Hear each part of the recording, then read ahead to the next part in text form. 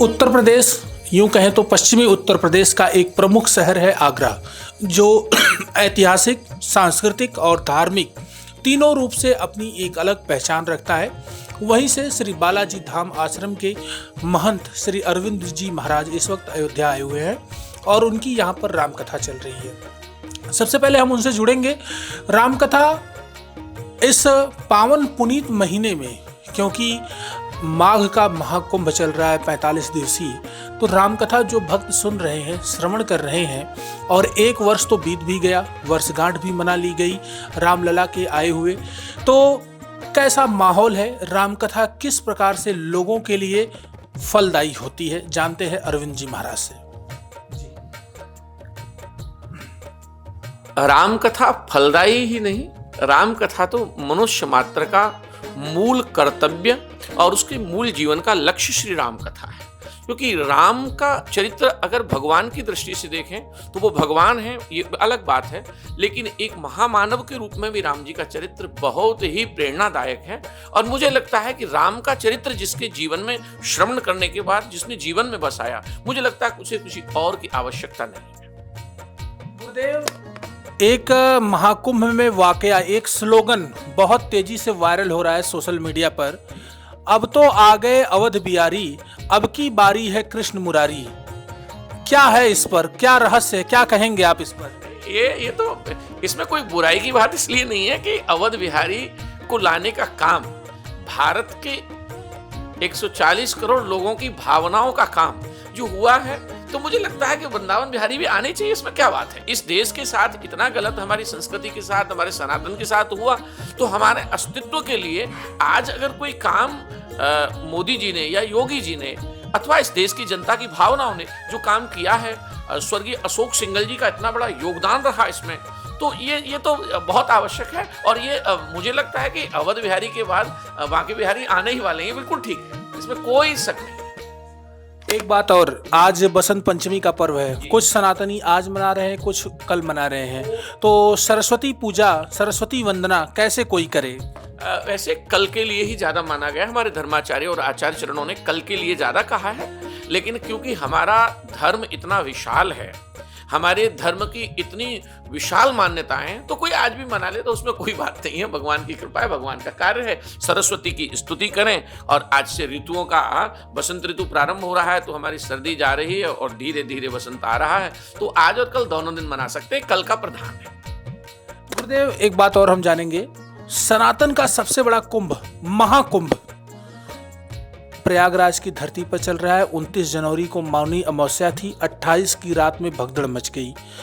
एक जगह पर 30 से अधिक लोग मरे, दूसरी जगह पर लगभग 5 लोग मरे। एक महामंडलेश्वर की कार रौदती हुई 5 लोगों को चली गई। एक जगह पर 14 लोग मरे।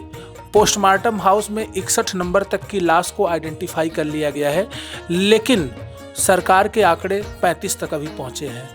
क्या कहेंगे, ये महाकुंभ में भगदड़ क्यों मची, किसकी लापरवाही पर ध्यान देंगे? क्या वीआईपी और वीवीआईपी इन दोनों लोगों की वजह से ये भगदड़ मची, या महामंडलेश्वर लोगों की वजह से ये भगदड़ मची? आम जनता की कोई कीमत नहीं है वहां पर। देखिए, इसमें मेरा अपना सोचना ऐसा है कि 1000-2000 आदमी जहां एकत्रित होता है, वहां एक व्यवस्था अव्यवस्था में परिवर्तित हो जाती है। तो आप ये देखिए कि हम प्रशासन को, हम सरकार को दोष दे दें तो ये केवल हमारी वाणी का विषय तो हो सकता है, लेकिन हम ये तो सोचें कि हमारे घर में एक विवाह समारोह होता है, उसमें 200 लोग आते हैं, उनकी प्लानिंग करने के लिए हमको कितना कष्ट होता है। तो जहाँ करोड़ों लोगों का आना है, वहाँ मुझे लगता है कि मुख्यमंत्री जी इसमें बहुत जोर से लगे रहे, क्योंकि वो एक संत हैं। उसके बाद भी अगर कोई घटना हुई तो वो घटना निश्चित रूप से बहुत दुखद है। किसी ने अपना भाई खोया, किसी ने बेटा खोया, किसी ने पति खोया, किसी ने पुत्र खोया। मुझे लगता है ये बहुत ज़्यादा दुखद है, लेकिन मेरा ऐसा मानना है इसमें कि राम कीन चाहत सोई हुई, ये भी परमात्मा के यहाँ से निश्चित है, इसमें कोई कुछ नहीं कर सकता।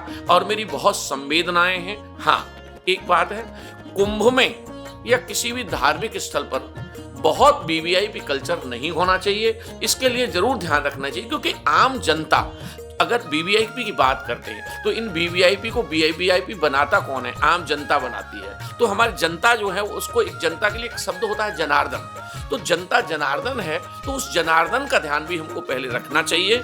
और जो भी हुआ है उसके लिए बहुत बहुत खेद, और उनकी परमात्मा त्रिवेणी भगवती उनको अपने चरणों में, ठाकुर जी के चरणों में जगह दे, ऐसी मेरी बात। 1 मई 2017 को प्रधानमंत्री नरेंद्र मोदी अपने रेडियो पर मन की बात कार्यक्रम में उन्होंने कहा था कि देश में अब वीआईपी यानी वेरी इंपॉर्टेंट पर्सन का कल्चर खत्म करके अब ईआईपी यानी एवरी पर्सन इंपॉर्टेंट कल्चर लाया जाएगा। इसके बाद ही महाकुंभ में वीआईपी और वीवीआईपी कल्चर आया, यानी ये जो वीआईपी लोग गए उनकी वजह से आम जनता परेशान हो गई, आम जनता भगदड़ में पिस गई, मर गई। लोग वीआईपी को प्रोटोकॉल के तहत रास्ता देने में व्यस्त रहे। प्रशासन, वहां क्या जरूरत थी मुख्यमंत्री योगी आदित्यनाथ को अपने 45-54 मंत्रियों को कैबिनेट लेकर के पहुंचने की वहां पे, जब जहां 9 करोड़ लोग पहुंच रहे हैं? इस पर आप क्या कहेंगे?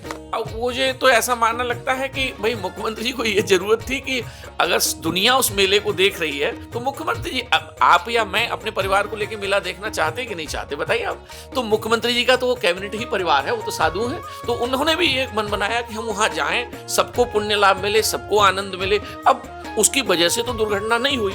दुर्घटना का मूल कारण है कि वीवीआईपी कल्चर मैं मानता हूं, लेकिन जनता का जो उतावलापन है। आज आप ये देखिए, पहले कुंभ में या कहीं तीर्थों में बुजुर्ग लोग होते थे, बहुत ही धार्मिक लोग होते थे, वो जाते थे। आज युवा पीढ़ी बिल्कुल ऐसे जा रही है कि वहां वो जाकर के उसका ठीक से आचरण कर रहे हैं या नहीं कर रहे हैं ये जरूरी नहीं है, लेकिन वहां जाना बहुत जरूरी है, वो हल्ला मचाना जरूरी है। तो मुझे लगता है उस सब की वजह से भी ऐसा हुआ है। देश का एक प्रतिष्ठित अखबार है टाइम्स ऑफ इंडिया, उसने अपने संपादकीय पेज में लिखा है कि अल्जाइमर से भी लोग मर जाते हैं, दुर्घटना से लोग मरे, 30 लोग मरे तो कोई बात नहीं, लोग अल्जाइमर से मर जाते हैं, उनको फ्रंट पेज पर जगह नहीं मिलती है, तो इनको कहाँ से फ्रंट पेज पर जगह मिलेगी?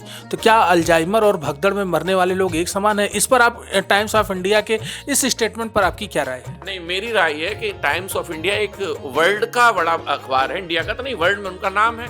तो उनको इस तरह का स्टेटमेंट, ये दुखद है कि उन्होंने तो ये संवेदना ही समाप्त कर दी। तो एक व्यक्ति, आप ये देखिए, हमारी जो सनातन संस्कृति है उसमें तो मनुष्य की तो बात छोड़िए, अगर एक चींटी भी, एक कीड़ा भी मरता है तो सनातन संस्कृति उसके लिए खेद प्रकट करती है। हमारी माँ, हमारी नानी, हमारी दादी जब हम बचपन में चलते थे तो कहती थी पाँव बचा के चलना, चींटी नहीं मर जाए, नहीं तो हत्या लग जाएगी, कष्ट हो जाएगा, दुख होगा। तो ये टाइम्स ऑफ इंडिया का, इस चीज से मैं बिल्कुल सहमत नहीं हूँ, और उन्होंने जो कहा ये थोड़ा दुखद है। 3 फरवरी को प्रयागराज में चौथा शाही अमृत स्नान होने जा रहा है। आप अयोध्या की धरती पर आए हैं, लाखों करोड़ों लोग महाकुंभ में पहुंच रहे हैं, तो अयोध्या के सरयू तट पर भी लाखों लोग आएंगे, क्योंकि प्रतिदिन 50 लाख की पब्लिक आ रही है। आप एक कथावाचक हैं, आप महंत हैं, लोगों से क्या अपील करेंगे, किस प्रकार की सावधानियां बरतें, कैसे अमृत स्नान का लाभ लें, इस पर आपकी क्या राय है? मैं रात को अयोध्या आया हूँ और आपने बहुत बढ़िया बात कही। मुझे भी कानपुर में कल मेरी कथा विश्राम हुई तो मुझे भी इतना डराया गया कि आप अयोध्या जा रहे हैं, आप कैसे एंट्री करेंगे, क्या होगा। खैर, मुझे हनुमान जी महाराज, श्री सीताराम जी ने, कनक बिहारी बिहारी जी सरकार ने मुझे, मैं इतना पात्र नहीं हूँ फिर भी प्रवेश दिया मुझे। लेकिन मैं यही कहूँगा कि यहाँ वास्तव में जो, जैसा आप कह रहे हैं, आपके न्यूज चैनल ने, जैसा आप बता रहे हैं, देखा है कि वास्तव में यहाँ बहुत जनता है, और जो कुंभ में आ रही है वो जनता यहाँ आ रही है। पर मैं एक ही बात कहूंगा कि दर्शन सबको करना चाहिए, लेकिन जनता के अंदर जो उतावलापन और तीव्रता और ये भागम भाग जैसा है, इसको थोड़ा, क्योंकि हमारे यहाँ कहा है धैर्य जीवन में बहुत आवश्यक है। दर्शन 1 घंटे बाद नहीं हो, 1 दिन बाद भी हो जाए तो उसमें कोई तकलीफ नहीं है, लेकिन सभी लोग धैर्य का परिचय दें। दूसरा, केवल अपना अपना स्वार्थ नहीं चाहें, दूसरे को भी स्थान देकर, दूसरे का भी महत्व रख करके अयोध्या का आनंद लें, कुंभ का आनंद लें। और मैं, हनुमान जी महाराज मेरे इष्ट हैं, मैं उनसे भी विनती प्रार्थना करूंगा कि मेरे हनुमान जी महाराज, मौनी अमावस्या पर ऐसा हुआ, लेकिन अब बसंत पंचमी का जो पर्व है वो सब सकुशल मंगल हो।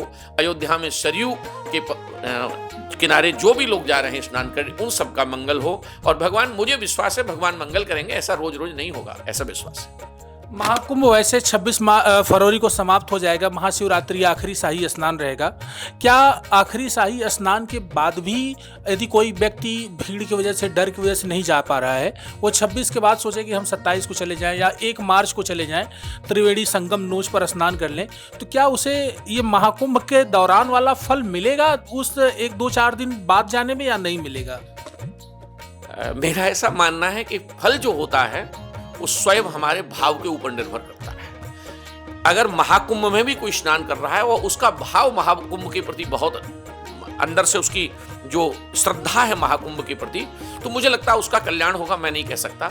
लेकिन कुंभ के बाद भी अगर कोई भावनाओं को लेकर जाएगा तो रैदास की तरह मन चंगा तो कठौती में गंगा के अनुसार उसे प्रयागराज के महाकुंभ का ही फल मिलेगा त्रिवेणी से, ऐसा मेरा विश्वास है। एक आखिरी सवाल, आखिरी बात आपसे जानना चाहेंगे।